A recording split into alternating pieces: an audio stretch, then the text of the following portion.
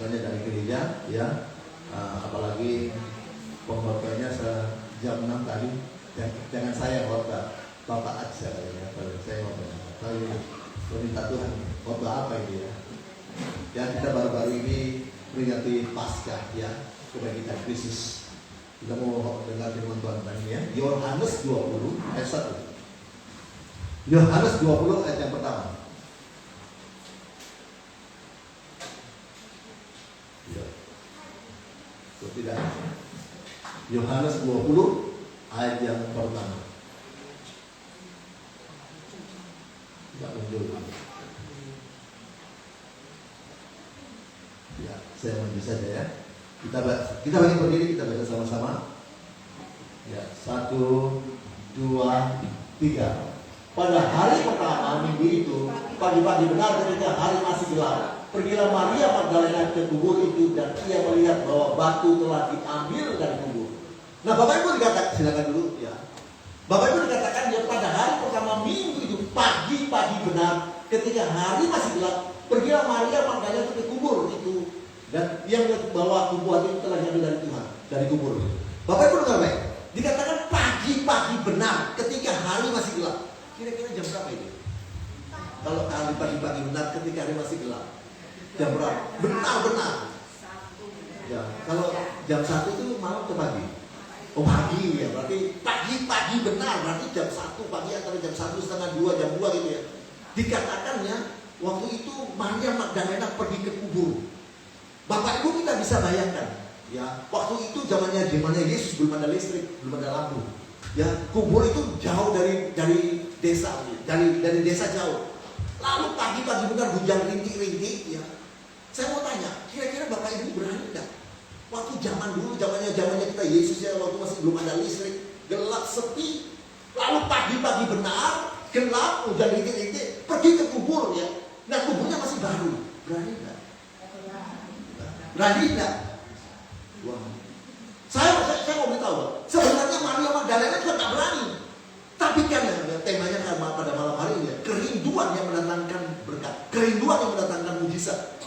Karena kerinduannya si Maria Magdalena ingin ketemu Yesus, walaupun ya dia dalam ketakutan. Nah, siapa yang berani pagi-pagi gelap-gelap yang lalu pergi ke luar kota agak jauh dari desa, ke luar desa, lalu mau pergi lihat kubur yang masih baru. Maria Magdalena waktu itu dia takut, tapi karena dia kerinduannya ingin ketemu Yesus, ya kerinduan itu menutup ketakutannya daripada Maria Magdalena. Karena kasihnya kepada Yesus, ya kasihnya itu menutup ketakutannya waktu dia ingin pergi ke kubur itu. Walaupun yang dia ketemukan hanya kuburnya saja, hanya batu nisannya saja, dia puas asal bisa ketemu dekat sama Yesus. Ini luar biasa.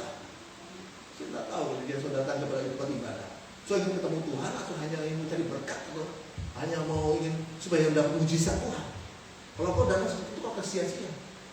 Tapi kita Maria Magdalena ini, ya sebetulnya dia takut datang pagi-pagi gelap-gelap ya hujan rintik, lalu datang ke kuburan yang agak jauh dari desa, lalu masih baru lagi. Dia takut itu. Tapi kerinduannya ingin ketemu Yesus, walaupun hanya kuburnya saja, ya dia tuh menutup ketakutannya. Walaupun hanya menemukan ketemu sama misalnya Yesus, dia puas ketemu dengan misalnya Yesus. Ya, betapa kerinduan itu luar biasa, menutupi ketakutan. Kita lihat tadi, ya, waktu dia lihat kuburnya kosong ya, batunya dalam, lalu Maria Magdalena itu berlari-lari mendapatkan Simon Petrus dan murid yang lain yang dikasih Yesus dan berkata kepada mereka, ya waktu itu Maria Magdalena, kuburnya kok sudah batunya kok sudah terbuka. Lalu dia lari memberitahu pada murid-murid, terutama pada Simon Petrus ya. Dia berbicara kepada Simon Petrus bahwa kubur itu sudah terbuka, batunya sudah terbuka. Dan murid yang lain yang dikasih Yesus dan berkata kepada mereka, Tuhan telah diambil orang dari kuburnya dan kami tidak tahu di mana dia diletakkan. Ya, hei cepat, Simon, itu loh, kuburnya Yesus sudah terbuka dan kosong, tidak tahu di mana mayatnya. Wah, langsung sama si Petrus di dalam 3. Ya. Maka berangkatlah Petrus dan murid yang lain itu ke kubur. Murid yang lain itu siapa sih? Yang nulis itu Yohanes, siapa sih? Karena dia isi bagi namanya Yohanes, murid yang lain dia katakannya. Maka berangkatlah Petrus dan Yohanes itu ke kubur.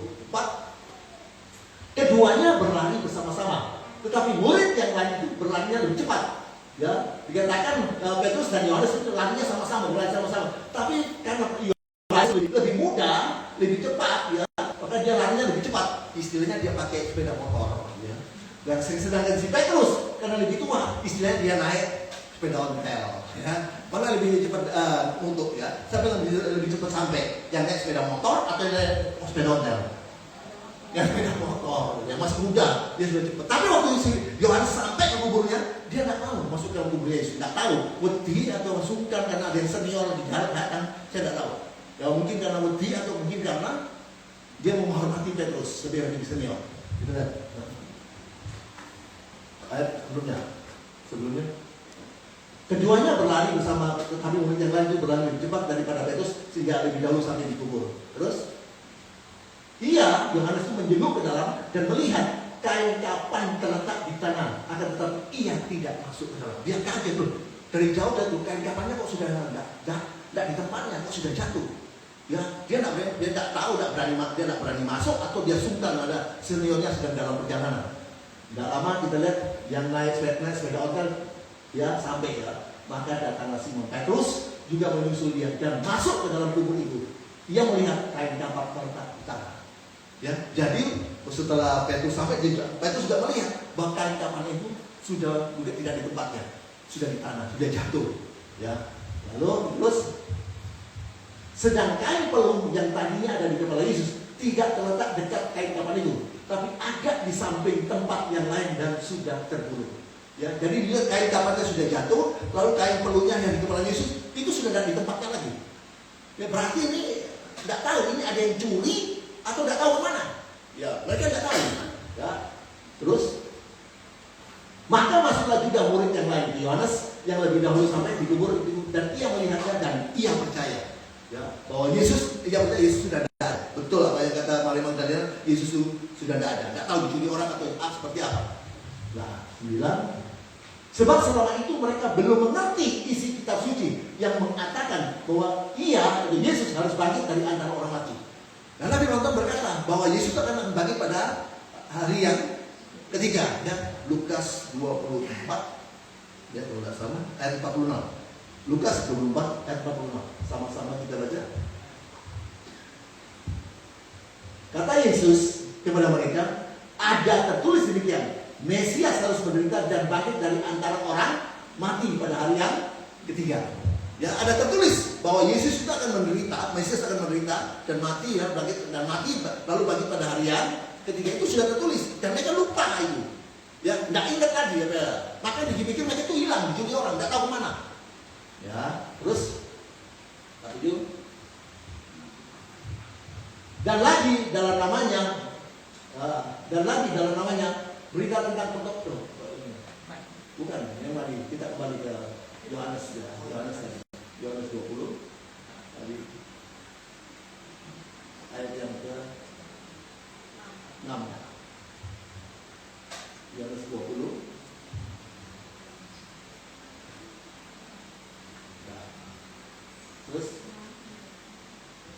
Nah, terus maka masuklah dia sendiri. Sebab selama itu mereka belum mengerti isi kitab suci yang mengatakan bahwa Yesus harus bangkit dan dari antara orang mati. Ya, hari yang ketiga tadi Lukas 24 dan 46 ya.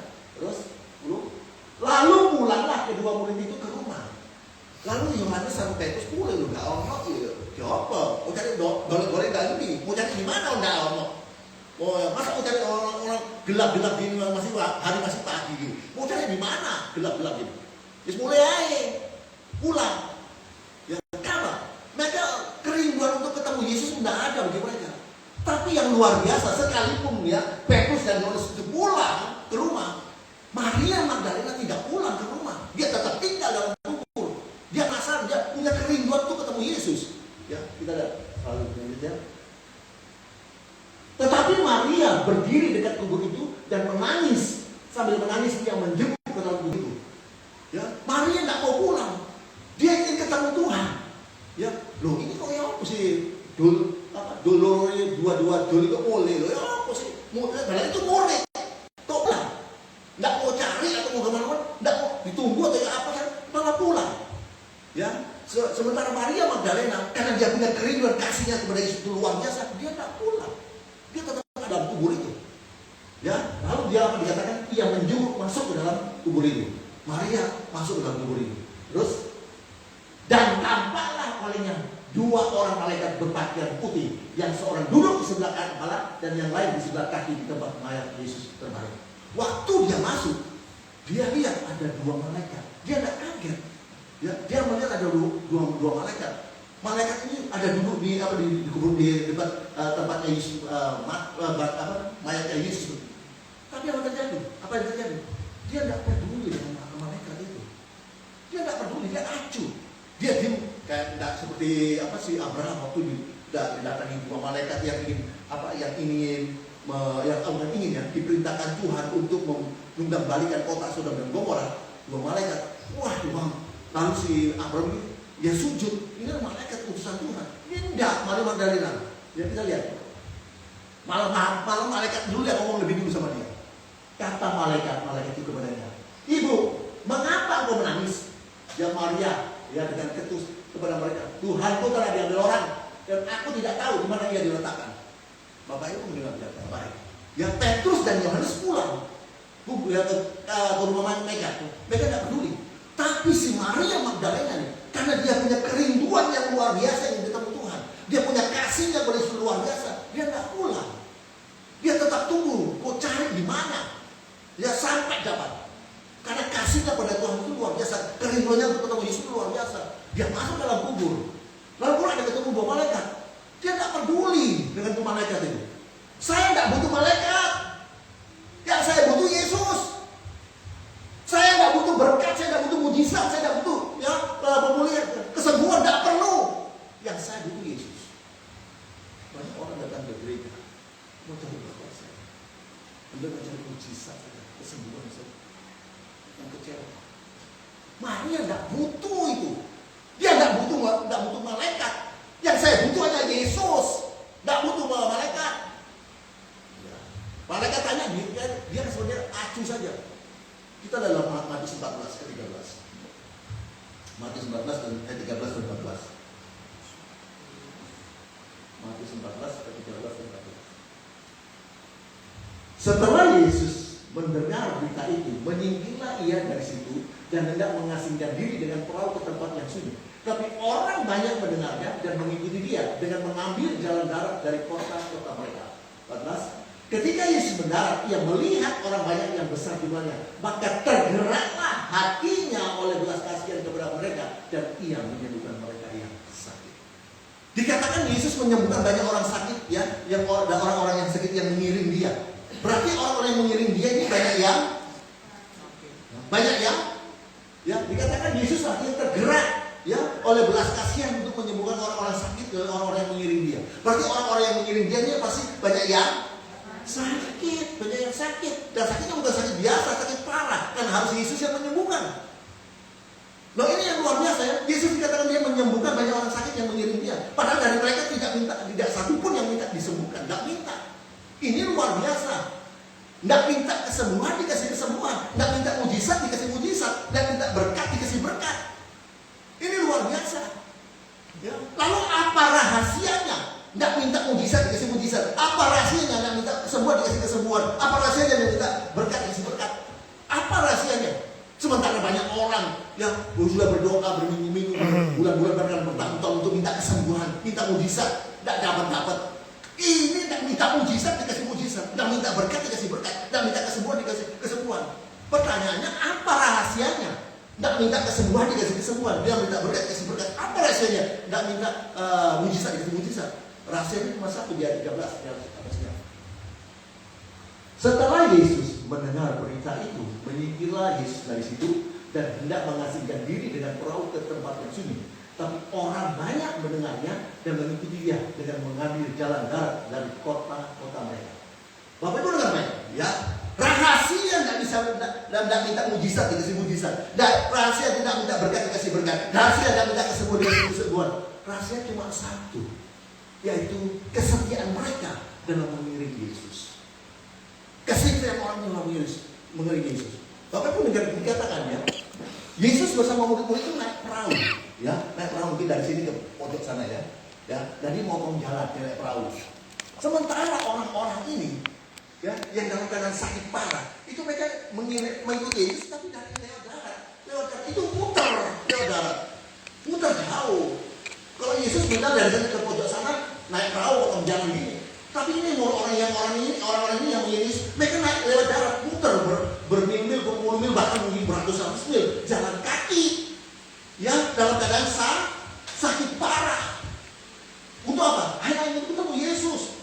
Begitu mungkin ya mereka saling pegang-pegangan, ya tuh, ya, karena sudah sakit parah, ya, saling pegang, saling buat, ayo kuat, pokoknya ketemu Tuhan, ayo kuat, ya. Dan dengan susah payah akhirnya mereka ketemu sama Yesus. Dan waktu ketemu Yesus, mereka tidak minta mujizat dan tidak kesembuhan, padahal sakit. Itu yang membuat hati Yesus tergerak oleh belas kasihan, karena Yesus hanya melihat hati mereka. Loh, sudah sakit parah, ya, jalannya pelan, ya, jangan bermil-mil jauh, ratusan mil. Hanya ingin ketemu ke Tuhan Yesus. Sudah sakit parah, tidak kesembuhan. Yesus yang melihat hati. Bagi mereka, yang penting ketemu sama Juru Selamat, mereka sudah puas. Yang penting mereka ketemu sama Yesus, mereka puas. Dapat mujizat, tidak perlu. Sama Maria, Maria tidak perlu dengan malaikat. Dia tidak perlu mujizat, dia perlu kesembuhan, tidak perlu. Yang dia butuh hanya Yesus saja. Saya tahu, ya, ketika kau datang kepada Tuhan, yang bukan ingin tahu, ingin cari ketemu sama Bapak Tunggal lain, atau WLC Nabi, itu nyanyi luar biasa, atau pemain musiknya, saya tidak tahu. Kalau kau datang seperti itu, atau hanya kali mujizat, kau akan kecewa. Tapi kalau kau datang hanya ketemu Yesus, wah, bisa dia tergerak oleh kasih. Yesus hanya melihat 1 Samuel 16 ayat 7.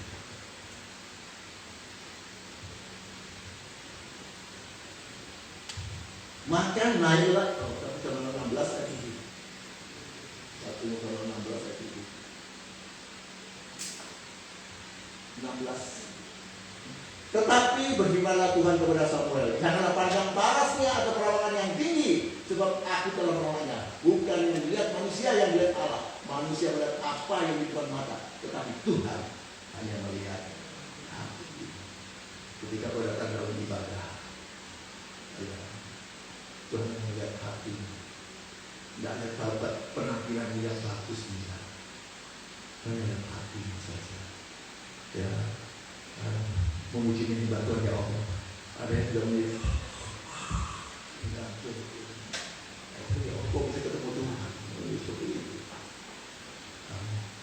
Ya, kalau kau datang dengan hati ini ketemu Tuhan, sama seperti si Maria Magdalena, dia hanya ingin ketemu sama Tuhan. Dia tidak butuh malaikat, tidak butuh mujizat, dia acuh. Ya, malah ditanya, Tuhanku sudah dicuri orang, kamu tahu di mana? Ya. Karena dia punya kerinduannya hanya ingin ketemu Tuhan. Kalau kau datang ibadah, ibadah di mana saja, kau datang hanya ingin ketemu Tuhan. Jangan cari pendekarnya yang lucu-lucu atau daun. Kalau ingin ketemu Tuhan, ingin ketemu Yesus, engkau pulang dengan tidak sia-sia. Amin. Ya, engkau akan pulang mendapatkan belas kasihan Tuhan. Karena kau datang dengan hati. Amin. Ya. Jangan boleh keterbatasan, kekuranganmu. Tuhan tidak pernah lihat keterbatasan, kekurangan. Tapi kalau kau sungguh-sungguh melayani itu dengan hati, Tuhan tidak pernah tanya apa yang kau punya. Dan apa yang kau miliki, tidak. Ya, Tuhan tidak tanya apa yang kau tidak punya, apa yang kau tidak miliki. Ya, Tuhan hanya lihat apa yang kau punya. Aku hanya punya 5 roti 2 ikan saja. Tuhan mulai dari itu saja. Apa yang kau punya? Aku hanya punya hati saja Tuhan mau melayani. Tidak punya talenta, tidak punya apa-apa. Tapi aku punya hati. Tuhan mulai dari itu. Tuhan tidak mulai dengan apa yang kau tidak punya. Apa yang kau punya? hanya punya kerinduan saja ketemu Tuhan, hanya punya kerinduan saja untuk mau melayani Tuhan. Tuhan mulai dari kerinduan itu. Amin. Amin. Ya. Makanya ayo dalam kita beribadah itu, ayo ibadah dan solusi. Sehingga setiap engkau beribadah melayani Tuhan, maka engkau akan pulang berkata, yang seperti ini aku tidak pernah lihat ketemu sama Tuhan. Setiap ibadah. Amin. Terus kita lanjut.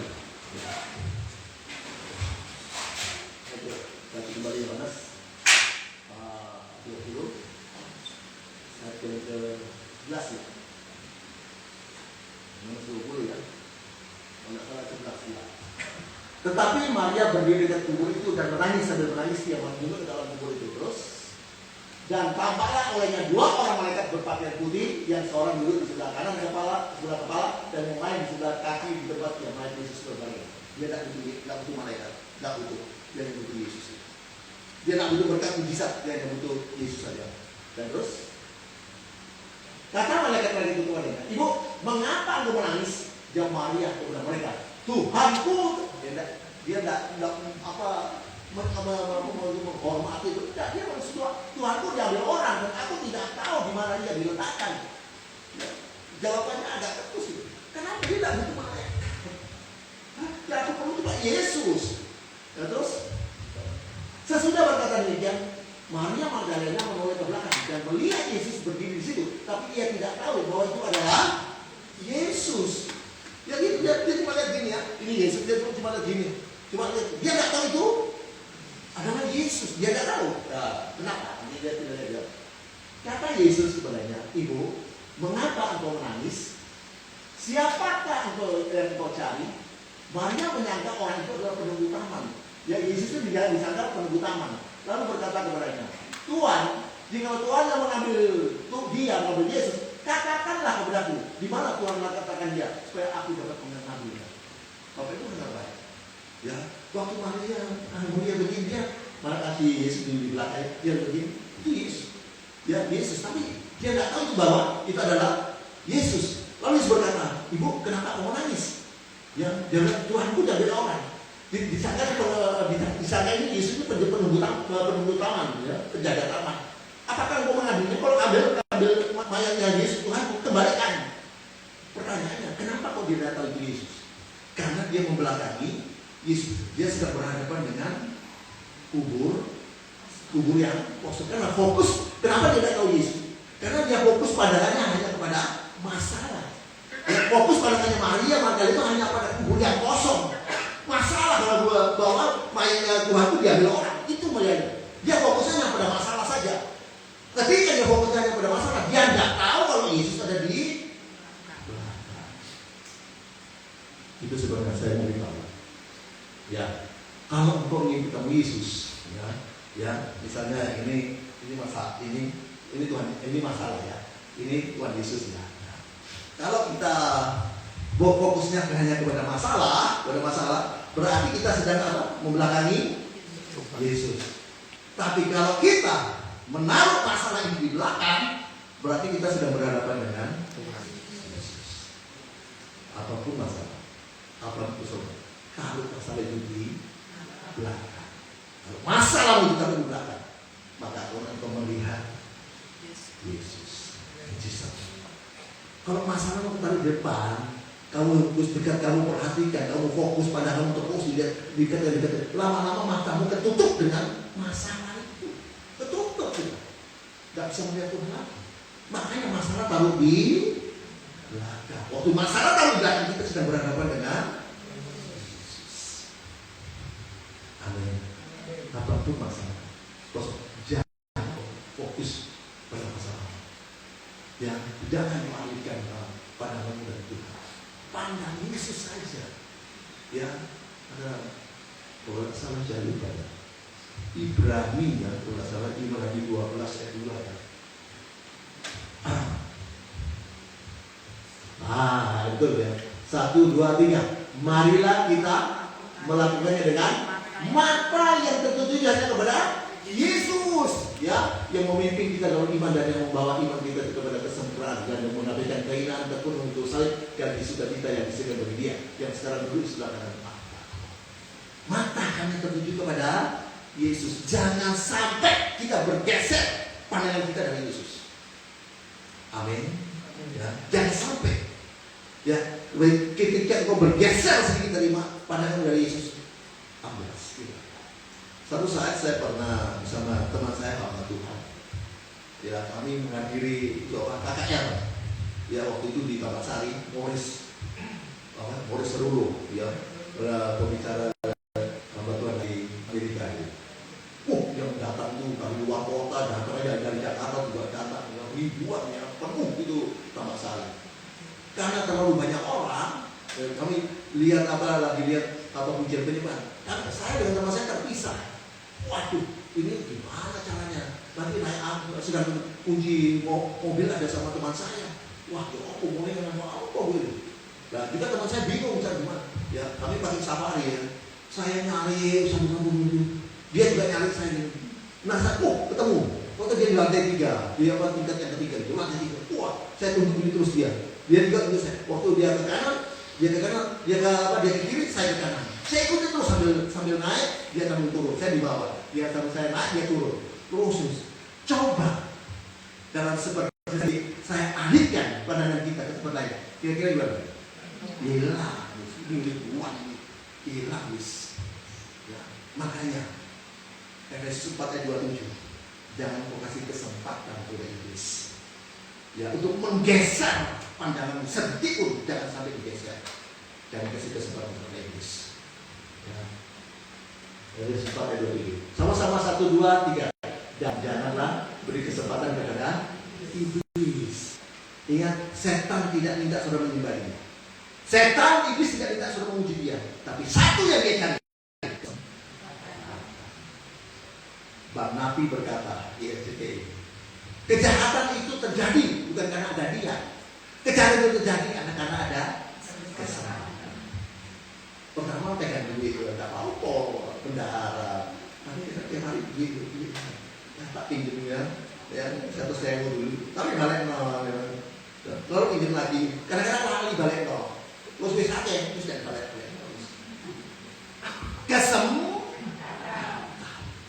Kejahatan terjadi bukan karena ada niat, tapi kejahatan terjadi karena ada kesempatan.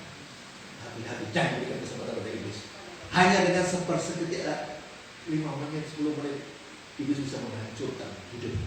Contohnya sama, Daud, rumah tangganya hancur, anak perempuannya diperkosa oleh anak laki-lakinya dengan istri yang lain.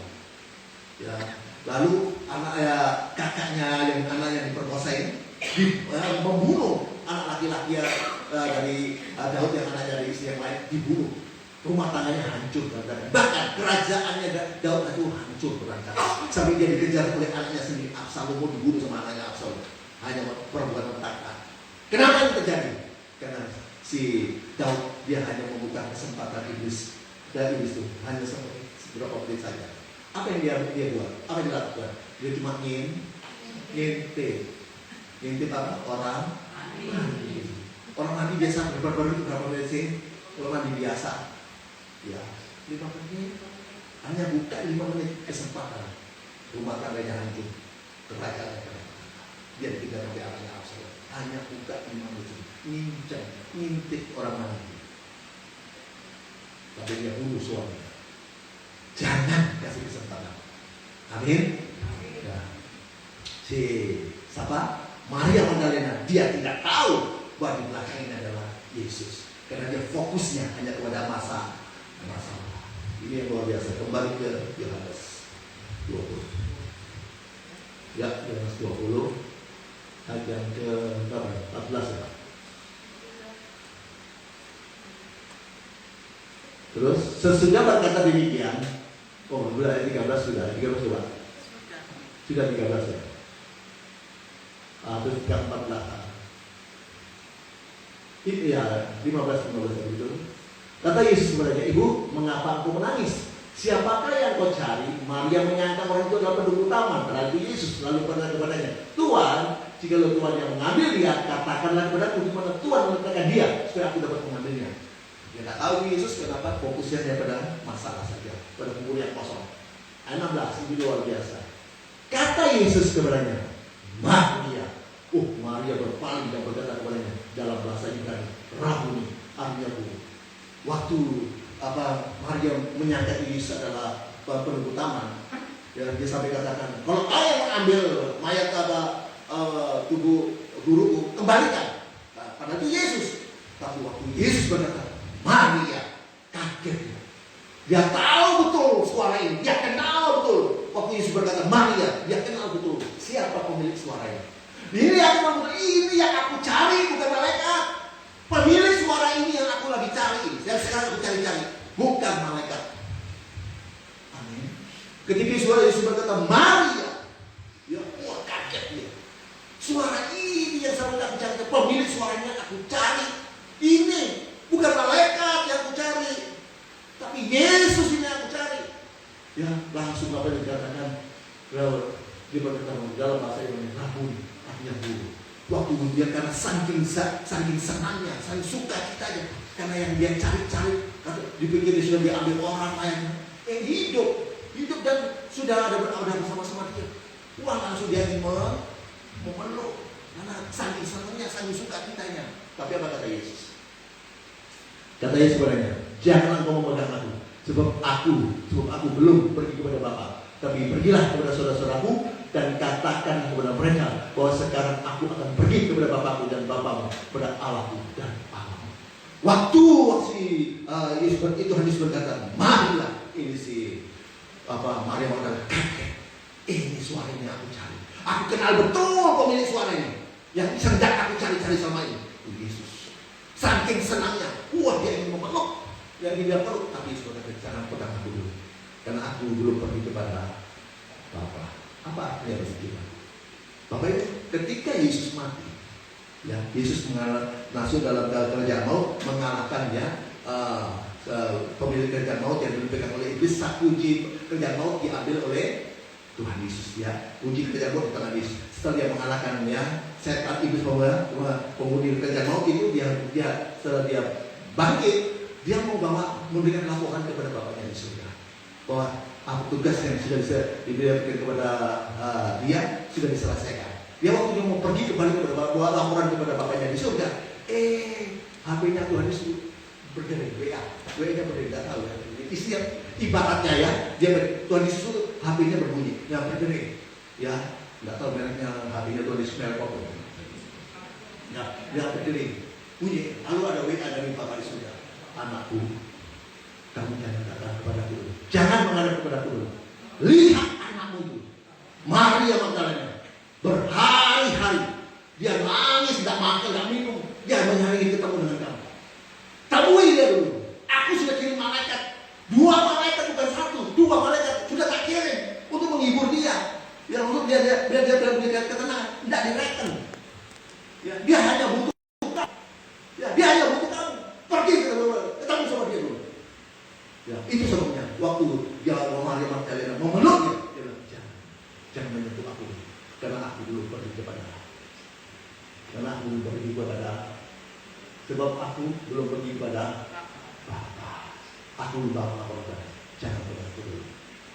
Apa artinya? Saya minta musik. Ya, apa artinya? Ingat, kerinduan daripada Maria Magdalena, ya, ingin ketemu Yesus. Kerinduan yang mampu menghentikan langkahnya Yesus untuk menghadap kepada Bapa di surga. Kerinduan dari Maria Magdalena untuk ketemu Yesus, kerinduan dari Maria Magdalena yang mampu, ya, untuk menghentikan langkahnya Yesus kepada menghadap kepada Bapa di surga. Amin. Ya. Kerinduan dari Maria Magdalena mampu menghadirkan Yesus di depan. Amin. Kerinduan dari Maria Magdalena hanya ingin ketemu Tuhan, itu mampu menghadirkan Yesus di depan. Mungkin sudah lama, ya, tidak pernah berdoa lagi, tidak pernah pujian menyembah. Ayo, bagus, berikan semangat. Ya, tangannya selalu terbuka dan dia berkata, mari kau anakku, Poin itu sudah berkata, mari datang Tuhan, aku akan memberikan kalian. Amin. Ya, ingat, datang kepada Tuhan dan membawa kerinduan yang luar biasa ingin ketemu Tuhan. Kerinduan Maria Magdalena ingin ketemu Yesus, mampu menghadirkan Yesus di depan, mampu menghadirkan mujizat.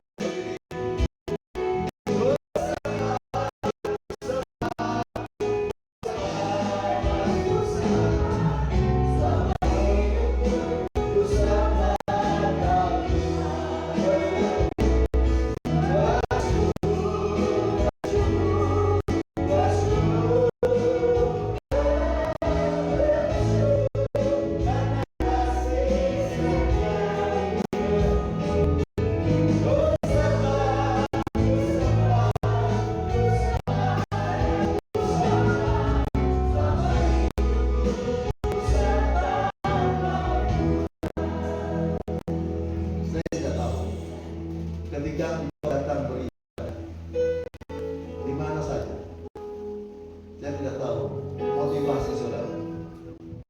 Saudara datang ibadah hanya ingin ketemu teman, hanya ketemu dengan bapak ibu kepala, atau hanya ingin mendapatkan mujizat, kesembuhan, berkat saja.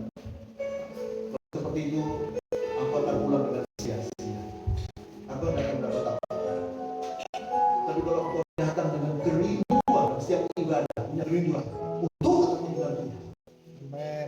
Maka Tuhan akan melihat kerinduan. Tuhan akan melihat hati.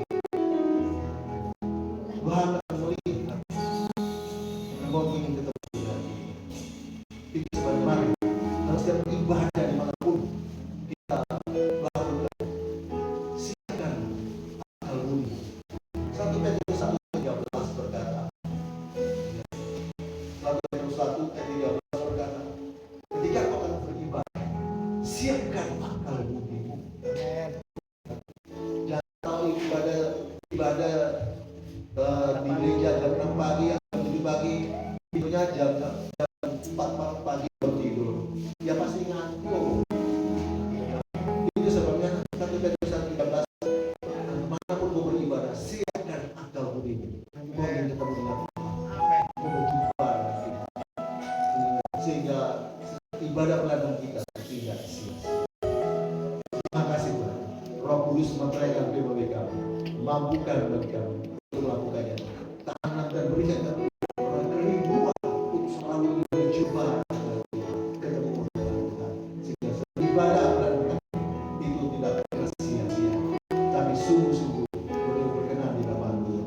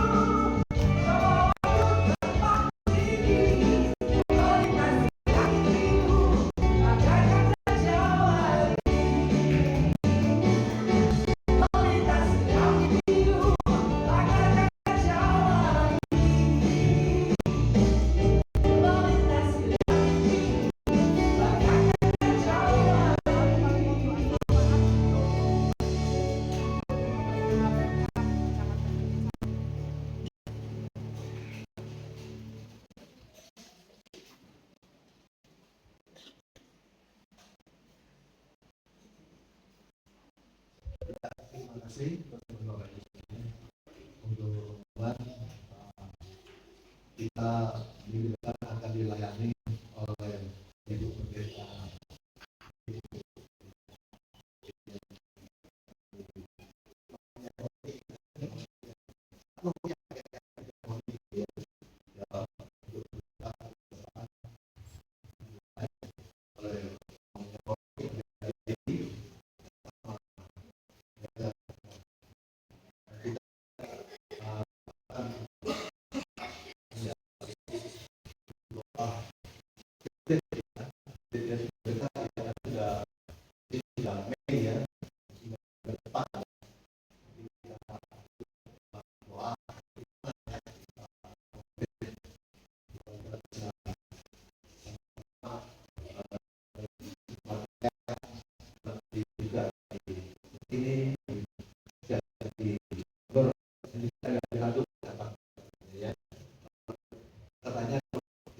Awal Juni mereka tidak bisa, akhir-akhir Juni, Juli mereka bisa, ya. Tapi awal Juni tidak bisa, karena ada 4 hari libur di awal Juni dan 4 hari libur di akhir Juni. Jadi kita atur ya. Oke, kita ada tamu baru ya, tapi stok lama. Ini Nova, dia bersama saudaranya ya. Anak dari Ibu Eda, mesti ingat ya, tinggal di Jalan Nasional dulu. Ya, ya pojok ya, ada toko ini ya, toko apa namanya? Melati ya, Melati. Karena tiap hari ya, Melati ya. Jadi sama-sama kita berdoa, sama ya, tetap setia hadir ya. Ini Bapak kami sama juga Malik. Ada juga satu yang kita doakan kemarin. Kemarin itu operasi kepalanya ya. Iya, ada pakai COVID ya. Kalau operasi kepalanya ada darah yang baru operasi tulang ya di dada ya. Puji Tuhan. Dulu jangan kerja, sekarang boleh kata kerja ya. Puji Tuhan ya. Tuhan sayang ya. Masih kasih kesempatan ayo kita responi kasih Tuhan untuk lebih sungguh-sungguh beribadah kepada Tuhan. Ya. Oke, kita akan berdiri.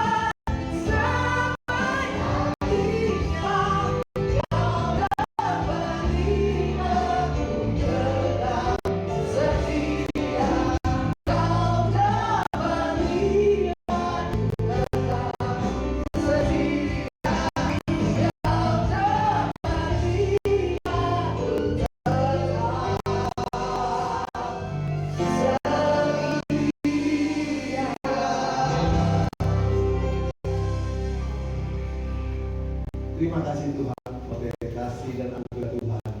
Kami sungguh-sungguh merasakan lawatan Tuhan sejak ibadah kami malam ini. Terima kasih Tuhan. Terima kasih biar setiap pujian kami boleh menyenangkan hati Tuhan. Firman Tuhan berikan kami kekuatan. Terima kasih malam hari ini yang sakit sudah disembuhkan.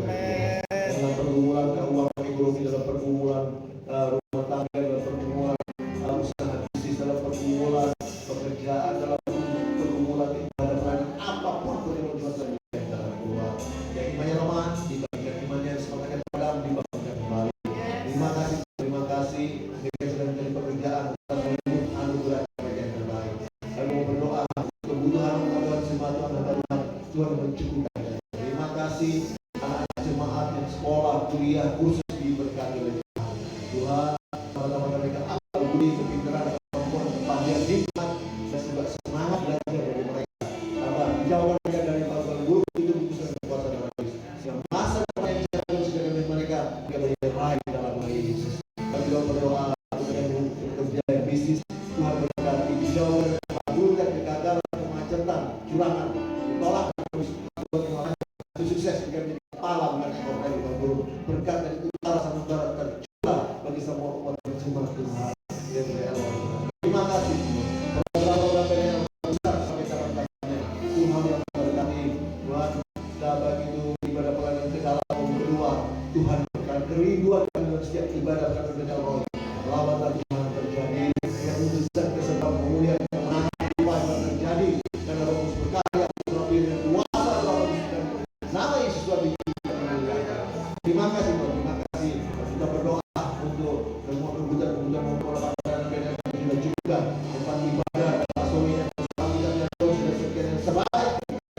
Dan juga berdoa untuk Tuhan semua yang Tuhan jadikan saluran berkat untuk teman-teman kami, termasuk tim semua yang tinggal semua kembali ke lipat. Terima kasih. Kami bersyukur untuk Bapak bersama Siti Jil boleh hadir bersama kami, memberkati keluarganya, anak-anaknya diberkati, usaha diberkati, rumah tangga diberkati, mereka berkati kita mereka. Terima kasih sudah memberikan kata-kata. Kami berdoa untuk Kevin dan yang boleh hadir bersama-sama kami. Terima kasih atas kesembuhan pemerintah yang bagi dia berkati kesembuhan secara tuntas Tuhan. Terima kasih para medis yang masih merawat pakai mereka menjadi sarana Tuhan. Bagi mereka dapat berjalan dia merawat cepat. Kevin disembuhkan. Terima kasih berdoa dan bangsa kami Indonesia juga diselamatkan. Tuhan berkata bangsa kami Indonesia pemerintahan yang ada yang baru dari Tuhan juga berdoa untuk Tuhan negara bangsa ini Tuhan dijaga pemerintahan yang ada musuh-musuh dari luar maupun musuh-musuh dari dalam semua pemerintahan yang melayani tambah-tambah kerendahan hati dan sebelum aku kembali ke rumah masing-masing Tuhan kami akan Tuhan berikan perjalanan dari rumah sebelum kami mati sucikan dan firman Tuhan. Terima kasih Tuhan. Malam hari ini ada ucapan syukur dari Jerry dan Agatha Tuhan karena Tuhan sudah anugerahkan mereka rumah yang baru Tuhan. Walaupun jauh tapi mereka rumah yang indah 2 tingkat Tuhan sudah sediakan bagi mereka. Bagi yang baru memberkati mereka diberkati, mereka mengucap syukur dan makanan dan minuman bagi kami. Kembali kita lipat ganda usaha juga diberkati dan juga buah kandungan akan diberkati oleh Tuhan. Bersama mamanya Bu Hengki, bersama mamanya akan bersama kami ini dari Ambulu memberkati kesehatannya. Masa COVID yang Tuhan pelihara. Terima kasih bagi kita Tuhan juga rumah masing-masing serta dilindungi, dibagikan selamat di rumah masing-masing dan selamat satu apapun. Terima kasih dan memberkati juga ibadah pada hari Sabtu PDR Roy Jember. Tuhan yang berkati berkati lapar terima kasih dan kami akan mengangkat tangan kami untuk memberkati jemaat ulanglah dari malam berkat damai sejahtera dari awal Bapak. Jaminan keselamatan pasti selamat dari Tuhan yang dijamin dengan kematian kebangkitan kenaikan dan keturunan untuk menjemput kita masuk dalam surga. Pernyataan pemeliharaan dan ruang sampai kalimat sudah cinta dan serta hiburan kuasa urapan dari usia dasar dari satu kita mengurangi kita mengurangi kita dari saat yang sampai marah kata Yesus dan kembali dan sampai selama-lamanya dalam nama Yesus semua terima berkat Tuhan sama-sama katakan amin.